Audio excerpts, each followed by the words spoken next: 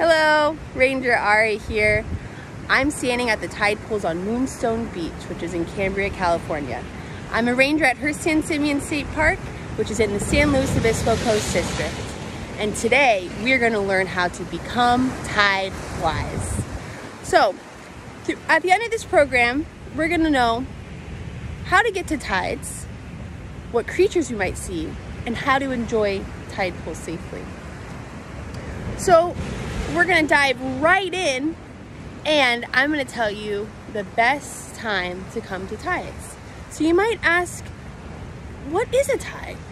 Well, a tide is water that's dependent on the gravitational pull of the sun and the moon and the rotation of the earth. This means that at certain times of the day, these rocks are covered with water.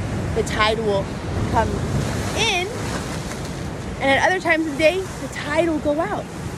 So right now we're at a lower tide, which is a good time to come to the tide pools. You never want to come to a tide pool when the tide is high, because it's unsafe and you might get hit by a wave. So always check tide charts before you come to know the best and safest time to enjoy our tide pools. The next thing we're going to learn about is the animals that are found here. Tide pools have an abundance of wildlife. I'm actually standing on a tide pool that has a few creatures, and you might ask, how do these creatures survive in the tide pools? Well, they survive on a little something called adaptations. So adaptations are unique to each animal, and one animal that I see right here in front of me has a really special adaptation. This animal is the sea anemone. So, the sea anemone's adaptation is that it has free-flowing tentacles, that when the sea anemone is submerged under a high tide, the tentacles are exposed.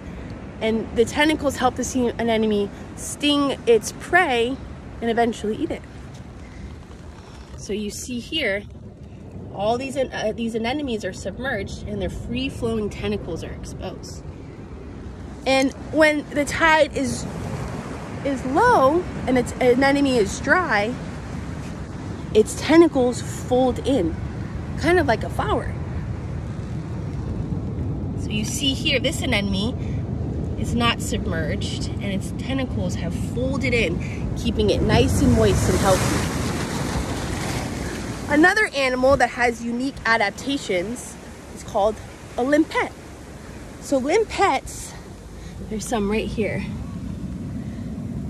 So limpets' adaptation is that they have a strong muscle. It's called a foot. It's not a foot like we have. It's just a muscular piece that anchors it to the rock. So when the waves batter, when the tide comes up, when the waves batter the rocks, the limpet stays strong. And a really cool fact about the limpet is it actually lives to be 25 years old. It's pretty cool, huh? So another animal that's found in the tide pool, it's my personal favorite, would be the sea star. So a sea star's adaptation is that it has hundreds of suction-like cups under its arms. These cups help it move across the slippery rock, and then they help anchor, like the limpet, anchor the sea star to the rock when the waves come in and crash on the rock. So another way that we can learn about our tides and we can explore our tide pools safely is our tide pool etiquette. So my call to action for you in our tides is to always walk gently, never touch the wildlife we find in tides. If you touch them, their bodies are fragile and it could hurt them.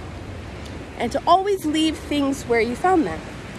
If you are walking and you accidentally overturn a piece of rock or a piece of kelp, we just ask that you place it back where you found it, because it's one of our cool animals that we learned about. It's home.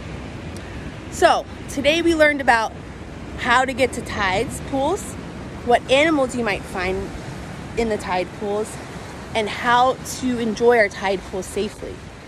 After today, you are now tide wise.